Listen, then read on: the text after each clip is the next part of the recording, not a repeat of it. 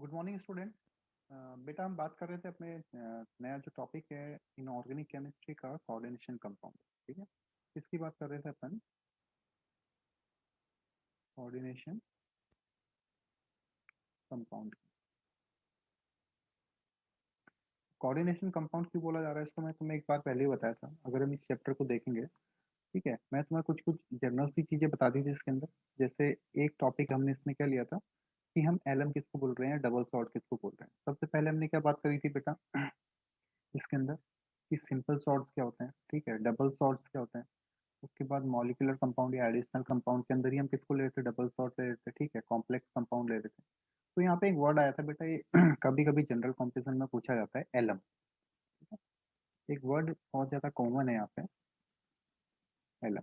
जैसे मैंने last class में तुम्हें एक फॉर्मूला लिखाया था पोटास एलम का, ठीक है। कौन सा फॉर्मूला लिखाया हुआ था, पोटास एलम का। ऐसे ही क्रोम एलम भी हो सकता है। जैसे हमने क्या बोला था, K2SO4 dot Al2SO4 whole thrice dot 24H2O। ये क्या था बेटा, पोटास एल। तो जनरली इसको हम क्या बोल रहे थे, यहाँ पे एलम नाम बोला था इसको, एलम नाम बोला गया था। अब ऐसे ही हम एल की जगह क्या ले सकते हैं बेटा, Cr भी ले सकते हैं, क्रोमियम भी ले सकते हैं, Cr2। बाकी फॉर्मूला सेम रहेगा, K2SO4 dot Cr2SO4 whole thrice dot 24H2O। ठीक है, ये मैं इसलिए बता रहा हूँ तुम्हें आज वापस से क्लास में एलम के बारे में वापस से इसलिए बात कर रहे हैं क्योंकि कभी कभी क्वेश्चन पूछा आता है कि एलम का जनरल फॉर्मूला बताओ। तो एलम का फॉर्मूला यही है, ठीक है। या इसका जनरल फॉर्मूला भी कुछ होता है। तो अगर हम बात कर रहे हैं एलम की, तो एलम का जनरल फॉर्मूला होता है बेटा, क्या बोल रहा हूँ मैं, ये प्रॉपर नोट्स में भी लिख लेना अपने। एलम का जो जनरल फॉर्मूला है, जनरल फॉर्मूला, जिसका जनरल फॉर्मूला होता है वो होता है एम। एम मतलब कोई मोनोवेलेंट है, ठीक है? एम कोई एलिमेंट है जो क्या है, मोनोवेलेंट। जो मैंने पॉजिटिव लिखा है, ये प्लस लिखा है यहाँ पे, जो मैंने यहाँ पे क्या बना रखा है, फर्स्ट बना रखा है, ये क्या है तुम्हारा मोनोवेलेंट, ठीक है। M2SO4, और देख लो इसको फिर समझ जाओगे। और उसके बाद आएगा ट्राईवेलेंट, M2। ये जो M2 होगा ये क्या होगा बेटा, ट्राईवेलेंट होगा। और SO4 ट्राइस डॉट 24H2O। थोड़े समझने की कोशिश करना है इसको। क्या बोला मैंने इसमें, जो फर्स्ट एटम है यहाँ पे, जो फर्स्ट एलिमेंट है M, ये तो क्या होगा बेटा, जो मैंने फर्स्ट लिखा है ये क्या होने वाला है यहाँ पे, मोनोवेलेंट, ठीक है। ये क्या होगा, मोनोवेलेंट होगा। और जो ये लिखा है, ये जो है, ये क्या होगा बेटा यहाँ पे, ट्राईवेलेंट, ट्राईवेलेंट। इतनी बात समझ आ गई। तो M2SO4 dot M2SO4 whole thrice dot 24H2O। तो ये जनरल फॉर्मूला होता है किसका, एलम का। जनरल फॉर्मूला होगा किसका, एलम का। इसी को हम कैसे लिख सकते हैं बेटा, एलम के जनरल फॉर्मूले को हम कैसे लिख सकते हैं, जो मोनोवेलेंट है एम, ठीक है, और जो ट्राईवेलेंट है, मोनोवेलेंट और ट्राईवेलेंट, इन दोनों को साथ लेंगे और फिर SO4 2 डॉट 12H2O। तो बिल्कुल ध्यान से समझना, ये भी और ये भी, ये दो के दो क्या है बेटा, जनरल फॉर्मूले हैं किसके, जनरल फॉर्मूला किसके हैं, एलम का, ठीक है। और इसके ऊपर लिख लेना, very very important, very very important. अब ध्यान से समझना, हम मोनोवेलेंट कौन कौन से ले सकते हैं यहाँ पे, हम कौन कौन से मोनोवेलेंट ले सकते हैं, ठीक है। यहाँ पे लिख रहा हूँ मैं M1। तो M1 मतलब हम किसकी बात कर रहे हैं, मोनोवेलेंट्स की। हम कौन कौन सी मोनोवेलेंट ले सकते हैं बेटा, एल्कली मेटल ले सकते हैं एक्सेप्ट Li। जैसे K plus, Rb plus, Na plus, Cs plus, caesium plus, और एक आएगा बेटा NH4 अमोनिया। ठीक है, तो ये सब किस में आ सकते हैं तुम्हारे मोनोवेलेंट, सब के सब क्या हो सकते हैं तुम्हारे मोनोवेलेंट। जैसे हमने इससे पहले क्या देखा था, एक फॉर्मूला देखा था K2SO4 वाला, K2SO4 dot Al2SO4 whole thrice dot 24H2O। तो यहाँ पे देखना बेटा, जो ध्यान से अगर देखोगे, ये क्या है तुम्हारा K2SO4 में जो K है, ये क्या है मोनोवेलेंट है, ये क्या है बेटा मोनोवेलेंट है। और यहाँ पे मैंने लिखा है देखो, तो जो हमारे मोनोवेलेंट होंगे वो क्या हो सकता है KRBCSNA। ठीक है, मतलब एल्कली मेटल सब रहेंगे एक्सेप्ट Li को छोड़ के, एक्सेप्ट Li। Li कभी भी एलम में पार्टिसिपेट नहीं करेगा एलम बनाने में, क्लियर बात। तो उसको लिख भी सकते हो except Li, all alkali metal form alum. तो ये क्या है तुम्हारे मोनोवेलेंट। अब अगर मैं बात करूं बेटा ट्राईवेलेंट्स की, किसकी बात करूं, ट्राईवेलेंट की। तो ट्राईवेलेंट क्या क्या हो सकते हैं, ट्राईवेलेंट हो सकते हैं बेटा तुम्हारे, अगर हम बात करें ट्राईवेलेंट की, Fe+3। ठीक है, उसके बाद आ सकता है Al+3, उसके बाद आ सकता है Cr+3, Mn+3, CO+3 और V+3। इस टाइप के जो हैं तुम्हारे एक्सेट्रा, तो ये सब किस में आ सकते हैं बेटा तुम्हारे ट्राईवेलेंट में। समझ आ गई बात। अब इसको लर्न कैसे किया जाए, हम मोनोवेलेंट किसको रखें ट्राईवेलेंट किसको रखें। पहली बात तो ये समझ आ गई कि हमारे पास जनरल फॉर्मूला क्या है, जनरल फॉर्मूला फॉर एलम क्या है, monovalent M2SO4 dot trivalent M2SO4 whole thrice plus sorry dot 24H2। जहाँ पे हम मोनोवेलेंट क्या ले रहे हैं KNaRbCS और NH4। क्लियर है बात। हम इसको कैसे बोल सकते हैं देखो, एक बार यहाँ पे देखना ध्यान से, ठीक है। पहले हम बात कर रहे हैं मोनोवेलेंट की, K plus Na plus Rb plus CS plus NH4 plus, यही बात बोली थी मैंने। अगर तुम ध्यान से देखोगे ये जो मैंने लिखे हुए हैं, तो इसमें यही वर्ड्स लिखे, ठीक है, यही आंसर है। तो इसको हम क्या बोल सकते हैं कहो ना रब से अम्मा, ये शॉर्ट फॉर्म है इसकी। के मतलब कहो, एन ए कहो ना रब से अम्मा, कहो ना रब से। तो इस तरीके से तुम इसको याद कर सकते हो, ठीक है। इसकी बात कर रहे हैं मोनोवेलेंट की। अब अगर हम बात करें ट्राइवेलेंट की, तो ट्राइवेलेंट को कैसे लिखेंगे, इसको मैं हटा रहा हूँ बेटा, ठीक है। ट्राइवेलेंट को लिख सकते हैं Fe और Al मिलके, ये बना लेंगे फील कर मन को भी। Fe और Al ये क्या है फील, और Cr है कर, फील कर मन को भी। ठीक है, तो इस तरीके से इसको लर्न कर लो बेटा, तरीके से लिख लो कहीं और सिस्टमेटिक लर्न कर लो।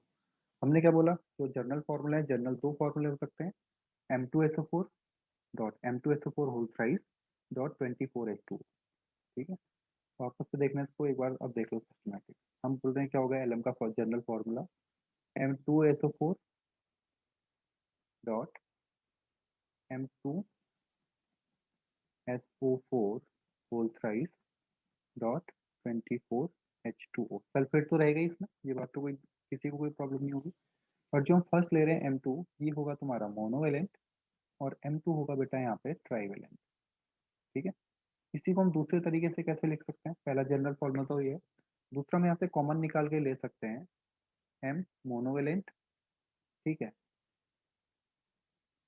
M trivalent. ये 1 और 3 समझ आ रहा है ना, जो ऊपर लिख रहा हूँ इसके सिर में लिख रहा हूँ, ये क्या है इसकी मोनोवेलेंट या ट्राईवेलेंट, ये बताएगा SO4 डॉट 12H2O। अब लिखना है तुमने यहाँ पे कि मोनोवेलेंट क्या क्या ले सकते हैं? Monovalent,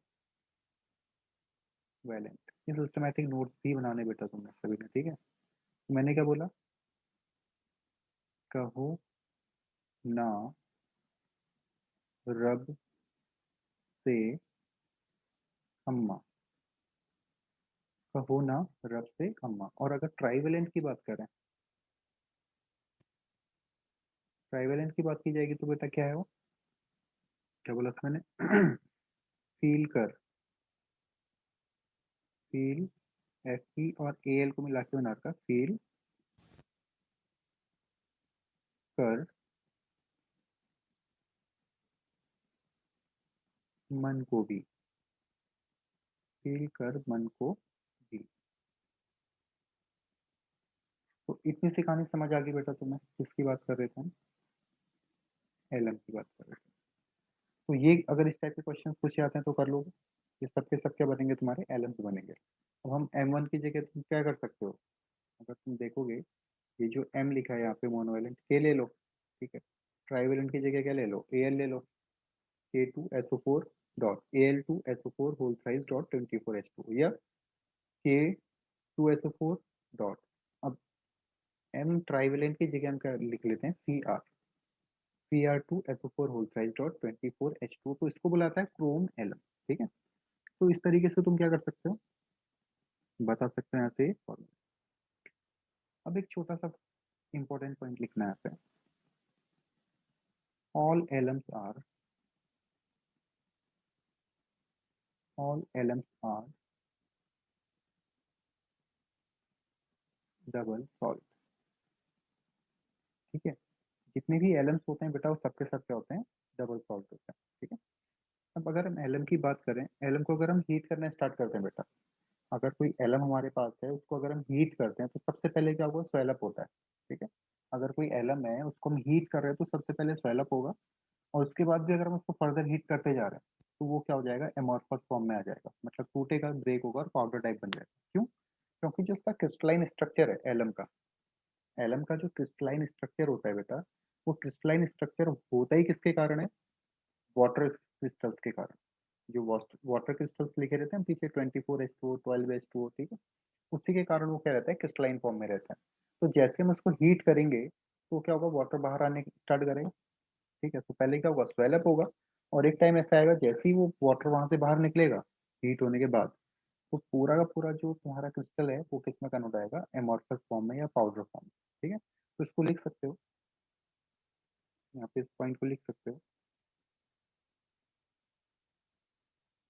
the definite crystalline structure,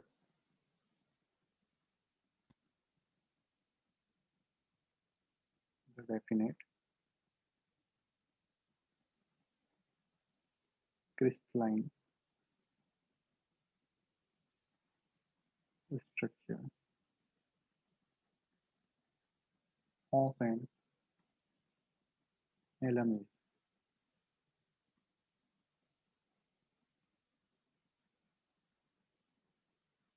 due to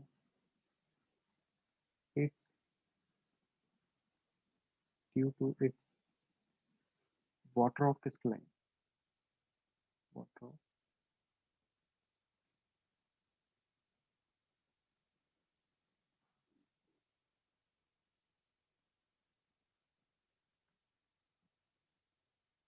clear है बात, समझ आ गई मैंने क्या बोला। तो जैसे ही तुम एलम को हीट करोगे स्वेलअप होगा और उसके बाद कन्वर्ट हो जाएगा अमरफस फॉर्म में, तो इसको भी लिख सकते हो तुम। क्लियर है बात, क्यों? क्योंकि जो स्ट्रक्चर है वो किसके कारण है, वाटर क्रिस्टलाइजेशन के कारण है, ठीक है। तो वेरी वेरी इंपॉर्टेंट पॉइंट है फर्दर है। उसके बाद एक पॉइंट और लिख लेना। अच्छा, जो तुम्हारा बेटा एक्वस सॉल्यूशन होता है एलम का, जो एलम था अगर तुम उसका एक्वस सॉल्यूशन बनाते हो तो वो जो एक्वस सॉल्यूशन बनेगा वो बनेगा तुम्हारा एसिडिक नेचर का, ठीक है। इसको लिख सकते हो, एन एक्वस सॉल्यूशन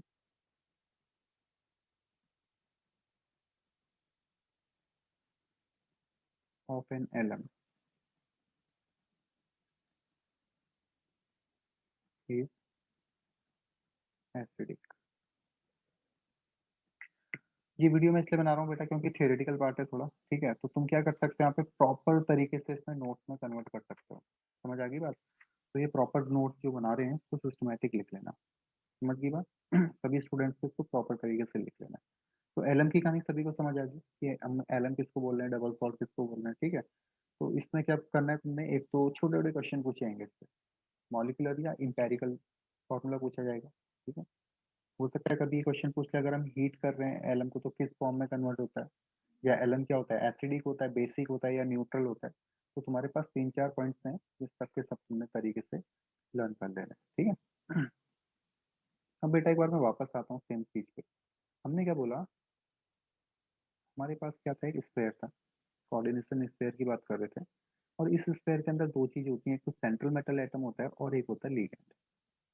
यही बात कर रहे थे, ठीक है। जैसे जो हम सबसे कॉमन एग्जांपल लेते हैं इसमें बार बार, वो क्या है, K2SO4, K2Fe, सॉरी K2SO4 नहीं, K2FeCN6, ये था। तो अगर इसमें हम देखेंगे बेटा, तो ये जो बाहर वाला पार्ट होता है, ये इस वाले पार्ट को बोला जाता है आउटर स्फेयर। क्या बोला जाता है, आउटर स्फेयर, ठीक है। और जो अंदर का पार्ट है ब्रैकेट वाला, इस पार्ट को हमने क्या बोला था, कोऑर्डिनेशन स्फेयर, कोऑर्डिनेशन स्फेयर, ठीक है। और इस कोऑर्डिनेशन स्फेयर के अंदर दो चीज हमें पता होना चाहिए, ठीक है। इस सबसे पहले इस कोऑर्डिनेशन स्फेयर के अंदर होता है बेटा एक सेंट्रल मेटल एटम। क्या बोलते हैं इसको, सेंट्रल मेटल एटम, मैंने लास्ट क्लास में तुम्हें बता दिया था। और एक होता है बेटा लिगैंड, एक तो सेंट्रल मेटल एटम है, एक होता है लिगैंड। अब लिगेंड्स को हम अलग अलग तरीके से कैटेगराइज करते हैं, बट उसको समझने से पहले हमें कुछ कुछ चीजें पता होनी चाहिए। और वो जैसे जैसे हम क्वेश्चंस करेंगे वैसे हमें समझ आएगा। जैसे एक वर्ड आएगा इसमें, coordination number, coordination coordination number. अब ध्यान से सुनना, ठीक है, इस बात को, हम कोऑर्डिनेशन नंबर किसको बोलेंगे, जो सेंट्रल मेटल एटम है, जो हमारे पास क्या है बेटा, सेंट्रल मेटल एटम है, वो कितने बॉन्ड्स उसके साथ बने हुए हैं। कोई भी सेंट्रल मेटल एटम के पास कितने बॉन्ड बने हुए हैं, ठीक है। लिगेंड का काम क्या है, इलेक्ट्रॉन्स पेयर डोनेट करना, ठीक है। और डोनेट कैसे कर रहा है, कोऑर्डिनेट बॉन्ड के थ्रू।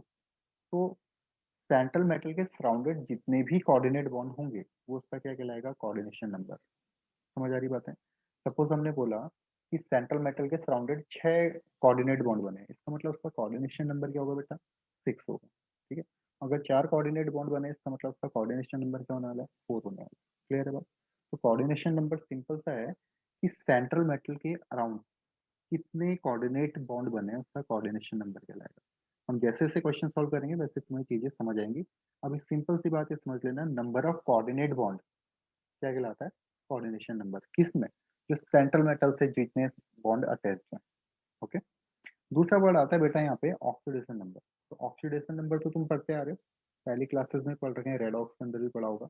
तो ऑक्सीडेशन नंबर क्या है, ये सेंट्रल मेटल एटम पे क्या चार्ज तुम्हारा डेवलप होता है, ठीक है, इमेजनरी चार्ज, उसको क्या बोलेंगे हम, ऑक्सीडेशन नंबर, ठीक है।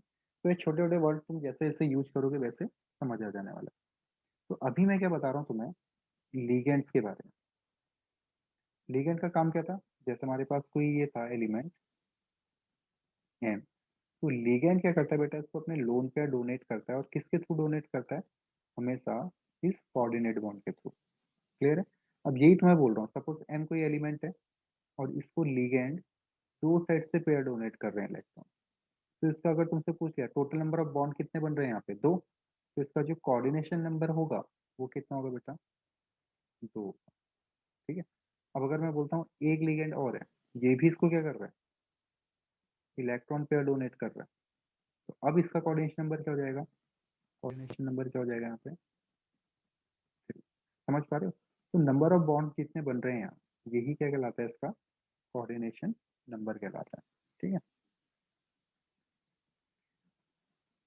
अब अगर हम बात करें लिगेंड की, किसकी बात कर रहे हैं अपन,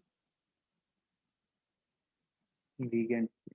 तो लिगेंड्स को अलग अलग तरीके से कैटेगराइज किया जाता है बेटा, लिगेंड्स को अलग अलग तरीके से कैटेगराइज किया जाता है। जैसे लिगेंड, लिगेंड समझ आता है क्या बोल रहा हूँ, लिगेंड का मतलब है जो इलेक्ट्रॉन पेयर डोनेट कर रहा है सेंट्रल मेटल एटम को किसी भी स्फेयर के अंदर। जैसे हमने बोला एक स्फेयर है, ठीक है, इस स्फेयर में एक तो सेंट्रल मेटल एटम होगा, ठीक है, ये सेंट्रल मेटल एटम है। अब मैंने बोला यहाँ पे एफ है, सीएल है, बीआर है, आई है, तो इनमें से केवल एक सेंट्रल मेटल एटम होगा, ये तुम्हारा सेंट्रल मेटल एटम है। इसके बाद जितने भी तुम्हें दिखाई दे रहे हैं बाकी सब के सब है, ये सभी क्या कहलाएंगे बेटा, लिगेंड। इसमें तो कोई कष्ट नहीं है किसी को, मतलब इस स्फेयर के अंदर दो ही चीजें हैं, वापस सुन लो कि एक तो सेंट्रल मेटल एटम होगा, दूसरा लिगेंड है। लिगेंड एक से ज्यादा भी हो सकते हैं, ऐसा नहीं कि हमेशा केवल एक ही टाइप के लिगेंड होंगे, एक से ज्यादा टाइप के लिगेंड्स प्रेजेंट हो सकते हैं, ठीक है। अब जो लिगेंड्स होते हैं, लिगेंड्स की टेंडेंसी इलेक्ट्रॉन पेयर डोनेट करना या इलेक्ट्रॉन पेयर देना, बट हम लिगेंड्स को क्लासिफाइड करते हैं अलग अलग तरीके से बेटा। तो जो लिगेंड है, अगर हम उसको चार्ज के बेसिस पे देखें तो पॉजिटिव हो सकते हैं, नेगेटिव हो सकते हैं, न्यूट्रल हो सकते हैं। समझ पा रहे हो, जो भी लिगेंड है, लिगेंड का काम क्या है, इलेक्ट्रॉन पेयर डोनेट करना। तो वो जो लिगेंड्स हैं बेटा, वो पॉजिटिव लिगेंड हो सकते हैं, नेगेटिव लिगेंड हो सकते हैं और न्यूट्रल लिगेंड्स हो सकते हैं। अब पॉजिटिव इसको बोलेंगे मतलब ऐसे लिगेंड जिसमें पॉजिटिव चार्ज लगा हुआ है, वो पॉजिटिव लिगेंड है। ऐसे लिगेंड जिसमें नेगेटिव चार्ज लगा है, इसका मतलब वो क्या है, नेगेटिव लिगेंड है। और जिसमें कोई भी चार्ज नहीं है उसको हम क्या बोलेंगे, न्यूट्रल लिगेंड्स बोलेंगे, ठीक है। अभी तुम्हें थोड़ा लर्न करना पड़ेगा। जैसे अगर हम बात करें लिगेंड्स की, on the basis of charge ligand are three type, लिख लेना इसको। ऑन द basis of charge ligands are three type। ये मैं इसलिए बोल रहा हूँ बेटा क्योंकि तुम्हें बाद में जरूरत पड़ेगी नोट्स की, ठीक है, तो इसलिए सिस्टमेटिक लिखते रहना। तो फर्स्ट टाइप के जो लिगेंड्स होते हैं, जो फर्स्ट टाइप के लिगेंड होते हैं, मैं क्या बोल रहा हूँ, वो होते हैं न्यूट्रल लिगेंड, चार्ज के बेसिस पे, ठीक है, न्यूट्रल लिगेंड। हमारे पास न्यूट्रल लिगेंड्स हो सकते हैं, ठीक है, हमारे पास पॉजिटिव हो सकते हैं, पॉजिटिव लिगेंड हो सकते हैं,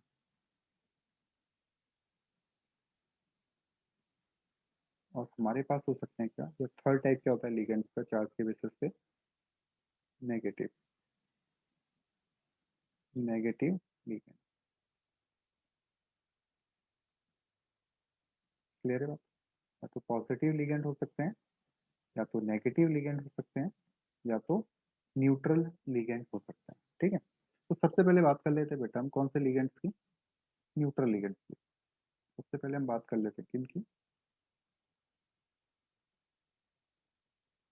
न्यूट्रल लिगेंड्स। अब ये पोर्शन थोड़ा तुम्हें लर्न करना पड़ेगा बेटा, ठीक है, इसमें थोड़ी मेहनत है, थोड़ा कष्ट है, बट तुम्हें करना पड़ेगा। न्यूट्रल लिगेंड किसको बोलेंगे, जिसके पास कोई भी चार्ज नहीं होगा, having no charge, having no charge, ठीक है। ऐसे लिगेंड्स जिसमें कोई भी चार्ज नहीं होने वाला है उसको हम क्या बोलेंगे, न्यूट्रल। ये वर्ड तो नाम, वर्ड नाम से समझ आते हैं, वर्ड न्यूट्रल मतलब क्या है, जिसमें कोई भी चार्ज नहीं होगा, ठीक है। तो अब देखो सबसे पहला बहुत ज्यादा इंपॉर्टेंट है, इसको थोड़ा सिस्टमेटिक याद रखना। जैसे हमारे पास है NH3, ठीक है, सबसे पहले क्या है NH3, इसके पास है लोन पेयर है बेटा, इसको क्या बोलते हैं हम, अमोनिया, ठीक है। बट इसका जो नाम लिखते हैं बेटा, लिगेंड्स जब ये अमोनिया लिगेंड जैसा बिहेव करता है, क्या बोल रहा हूँ, जब ये अमोनिया लिगेंड जैसा बिहेव करेगा, मतलब इस कोऑर्डिनेशन स्फीयर के अंदर होगा सेंट्रल मेटल के साथ, तो वहां पे इसका जो नाम होगा वो होता है अमाइन। क्या होता है, स्पेलिंग थोड़ा ध्यान से समझते हैं इसको, AMMINE। स्पेलिंग मिस्टेक मत करना बेटा, स्पेलिंग मिस्टेक करोगे लिगेंड चेंज हो जाएगा, ठीक है। तो पहला जो न्यूट्रल लिगेंड है वो है अमाइन, क्लियर है बात। दूसरा आता है H2O, न्यूट्रल लिगेंड, इसका नाम होता है बेटा एक्वा। ये नाम तुम्हें लर्न करने पड़ेंगे क्योंकि जब इसका नॉमेनक्लेचर करोगे, IUPAC नॉमेनक्लेचर, वहां पे तुम्हें जरूरत पड़ने वाली है, ठीक है। तो पहला हमने NH3 को क्या बोला, न्यूट्रल लिगेंड है, कोई भी चार्ज नहीं दिख रहा है, इसका मतलब अमाइन है। H2O को अगर ध्यान से देखोगे, H2O में भी कोई भी चार्ज नहीं दिखेगा, तो ये भी क्या है बेटा, एक्वा न्यूट्रल लिगेंड है। ठीक है, उसके बाद ये है carbon monoxide. But carbon monoxide जब बात करते हैं तो लिगेंड जैसा जब बिहेव करेगा तो वहां पे इसका नाम होता है कार्बोनाइल। क्या होता है?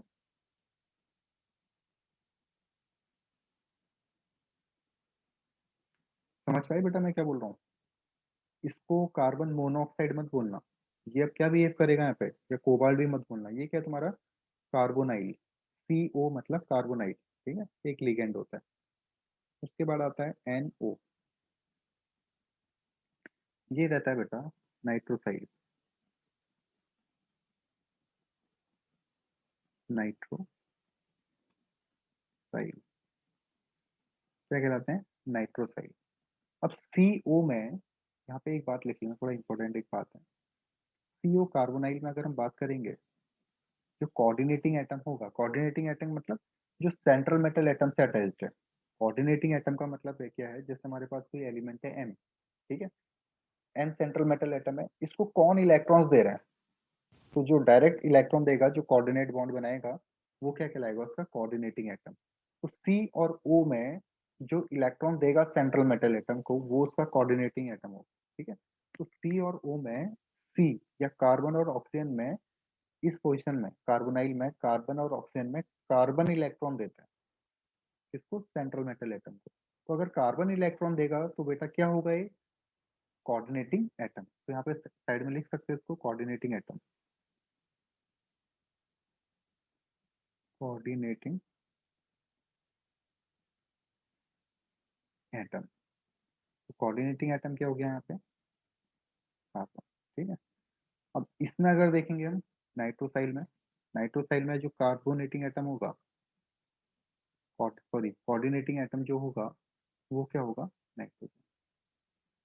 समझ आती है तो दोनों बातें।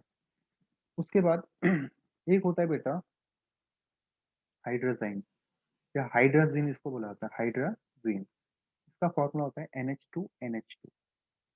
NH2 single bond NH2। काफी इंपॉर्टेंट है। ठीक है, जहाँ लोन पेयर पड़े हैं इसके, एक लोन पेयर है, दूसरा लोन पेयर है। ठीक है, और इसमें कोई भी चार्ज नहीं है बेटा। अगर ध्यान से देखोगे NH2 सिंगल बॉन्ड NH2 में भी कोई भी चार्ज तुम्हें देखने को नहीं मिलने वाला है। ठीक है, इसको बोला जाता है हाइड्राजीन, हाइड्राजीन। ठीक है, इसको तुम ऐसे भी लिख सकते हो N2H4, दोनों सेम है। NH2 सिंगल बॉन्ड NH2 को हाइड्राजीन बोला जाता है और न्यूट्रल है। ठीक है, इसको क्या बोल सकते हो तुम, N2H4। फिर उसके बाद होता है बेटा, नेक्स्ट आता है तुम्हारा P। अच्छा, PH3 तो पता है, P PCl5 पता है, या PCl3 पता है। ठीक है, फॉस्फोरस का हमने 3 Cl लगा दिया। ठीक है, पोटेशियम इसको क्या बोलते हैं, फॉस्फोरस ट्राईक्लोराइड। फॉस्फोरस ट्राईक्लोराइड, हमने Cl हटाई बेटा, उसके पीछे क्या लगा दिया, F लगा दिया, तो क्या हो जाएगा, फॉस्फोरस ट्राईक्लोराइड। अब हम F को भी हटा के क्या लगा रहे हैं यहाँ पे, फॉस्फिन ग्रुप लगा दे रहे हैं, PH3। PH3 होता है बेटा फॉस्फीन ग्रुप। क्या होता है, फॉस्फीन ग्रुप होता है, आगे पढ़ेंगे इसको। जो PH3 होता है, ये होता है फॉस्फीन ग्रुप। तो इसका नाम क्या हो जाएगा, सॉरी PH3 होता है तुम्हारा फिनाइल ग्रुप। ठीक है, PH3 क्या होगा, फिनाइल ग्रुप, फिनाइल।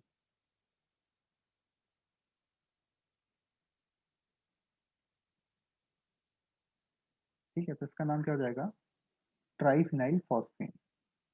पूरे का नाम क्या हो जाएगा, ट्राईफिनाइल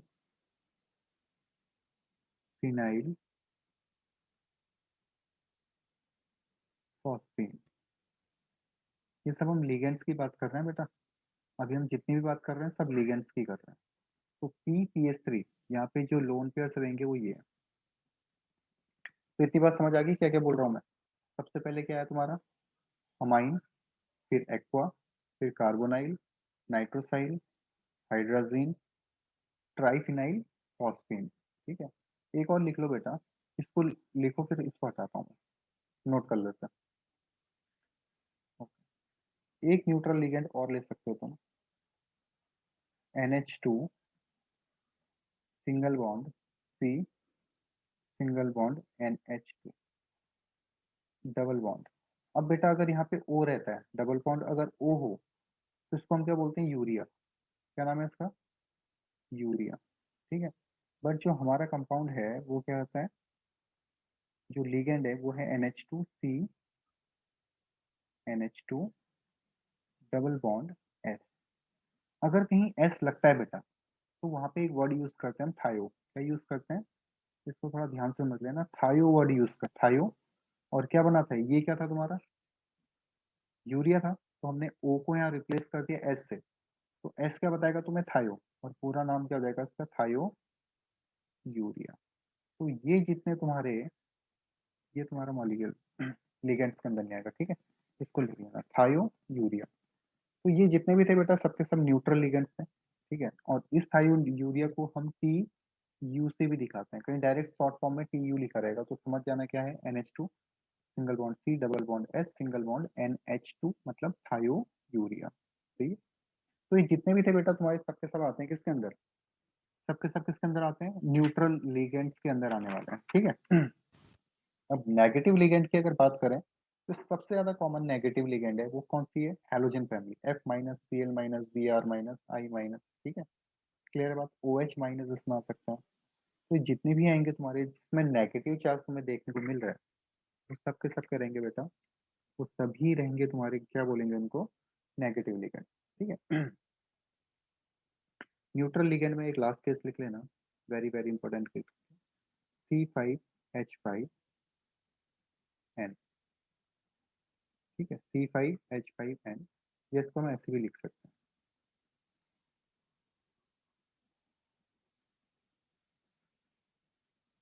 ये यहाँ पे नाइट्रोजन है, ठीक है, ठीक है। तो यहाँ पे ये नाइट्रोजन क्या कर रहा है, इसके पास लोन पेयर पड़े ये देगा, तो इसका नाम होता है बेटा फ्रीडीन,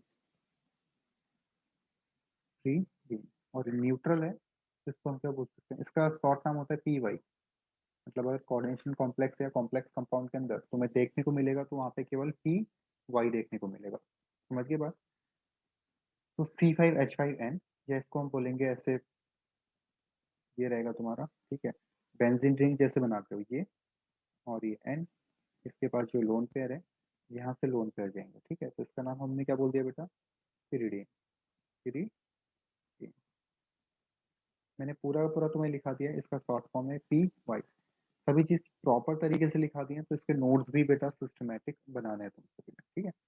जो नेक्स्ट आता है बेटा, नेक्स्ट कैटेगरी आती है इसकी, वो है नेगेटिव लिगेंड्स की, नेगेटिव लिगेंड। जो नेक्स्ट प्रॉपर्टी है वो क्या है, नेगेटिव लिगेंड्स की। अब नेगेटिव लिगेंड का मतलब क्या है, जिसमें नेगेटिव चार्ज होगा, सिंपल सी बात, हैविंग नेगेटिव चार्ज। ये तो बात तुम्हें समझ आती है, क्या बोल रहे हैं, नेगेटिव लिगेंड किसको बोलेंगे, having,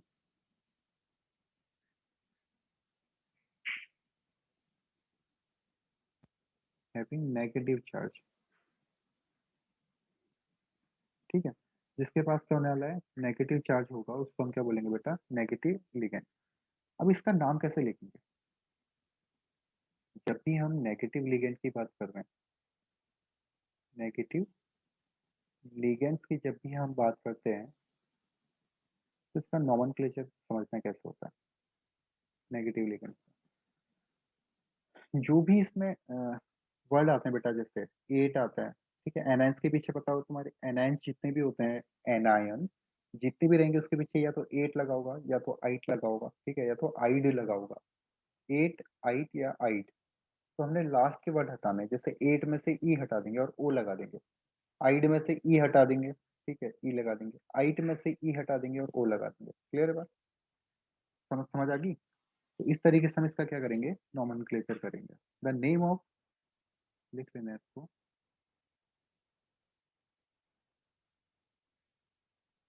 the name of a negative legend, the name of a negative legend and with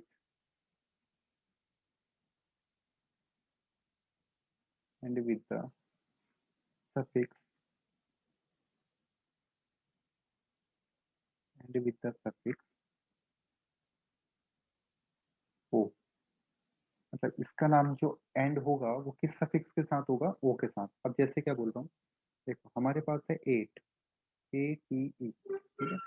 हमारे पास सेकंड आता है बेटा आई, आई टी ई। हमारे पास और एनाइंस होते हैं किस नाम से, ये समझ आ रहा है तुम्हें ये क्या है, ये सब एनाइंस है। एट हो सकता है लास्ट में, आइट हो सकता है लास्ट में, और आइड हो सकता है लास्ट में। एट, आइट और आइड, ठीक है। अब हम क्या कह रहे हैं, इसका जो एंड होगा वो किससे होगा, ओ से होगा। तो इसको हमने क्या करना है, एटो, ए टी ओ, ई की जगह क्या कर देंगे हम, रिप्लेस कर देंगे ओ को। यहाँ पे क्या हो जाएगा, आइटो, और यहाँ पे क्या हो जाएगा, आइडो। एटो, आइटो और आइडो, ठीक है। नोट करो,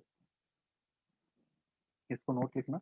और वेरी वेरी इंपॉर्टेंट एक दो पॉइंट यहाँ पे लिख लेना, वेरी वेरी इंपॉर्टेंट। कैसे, अच्छा जब भी हम लिगेंड्स की बात करते हैं ना बेटा, तो नेगेटिव लिगेंड्स बहुत काम आएंगे तुम्हें, बहुत ज्यादा काम आने वाले हैं नेगेटिव लिगेंड्स, तो इसको थोड़ा लर्न कर लेना।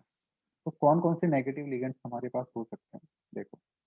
सबसे पहले मैंने क्या बताया तुम्हें, जो कॉमन है एफ माइनस, ठीक है। एफ माइनस का नाम क्या हो जाएगा फिर, फ्लोरीन था, या फ्लोरो इसको बुलाता है, इसको बुलाएगा फ्लोरिडो, ठीक है। फ्लोरो भी मिल सकता है तुम्हें किसी बुक्स में, ठीक है, वो सही है। बट अभी नया जो टर्म आ गया है, इसमें हम क्या करेंगे, आई डी ओ, आइडो लगाएंगे। अगर तुम्हें कहीं लिखना है तो आइडो लगाओ, फ्लोराइडो, ठीक है। फ्लोराइडो इसको लिखना है, फ्लोराइडो। बट बुक्स में तुम्हें फ्लोरो भी मिल सकता है, मतलब फ्लोरो भी सही है। अगर नया तुमने लिखना है कहीं तो फ्लोराइडो ही लिखना हमेशा, ठीक है। F minus, C L minus, ये क्या हो जाएगा, क्लोराइडो, क्लोराइडो, ठीक है। फिर अगर बी आर माइनस की बात करें, ब्रोमाइडो, ब्रोमाइडो। समझ पा रहे हो बात क्या बोल रहे हैं हम, ओके। ब्रोमाइन था, हमने क्या कर दिया, ओ कर दिया, उसको कन्वर्ट कर दिया। फिर आई के बाद अगर हम ले सकते हैं, बी आर के बाद आई माइनस, आइडाइडो, आयो डाइडो, या आयोडीडो, ठीक है। उसके बाद सी एन माइनस, साइनो होता है, साइनाइड होता है, साइनाइड, तो हम क्या करेंगे, साइनाइडो, साइनाइड को क्या कर देंगे, साइनाइडो, ठीक है। आई डी ई को हटा के ई की जगह हमने क्या लगा देना बेटा, ओ लगा देना, ठीक है। फिर है तुम्हारा CO3 2 कार्बोनेट, एट, एट की जगह लगा देना है एटो, कार्बोनेटो, कार्बोनेटो। ये देख लेना सब सही हो रहे होंगे, एट की जगह लगा देना ओ, तो क्या हो जाएगा, कार्बोनेटो। फिर O2 माइनस, O2 माइनस को क्या लिखेंगे बेटा, ऑक्साइडो, ठीक है। ऑक्साइडो के बाद है हमारे पास S2 माइनस, इसको बोला जाएगा सल्फाइडो,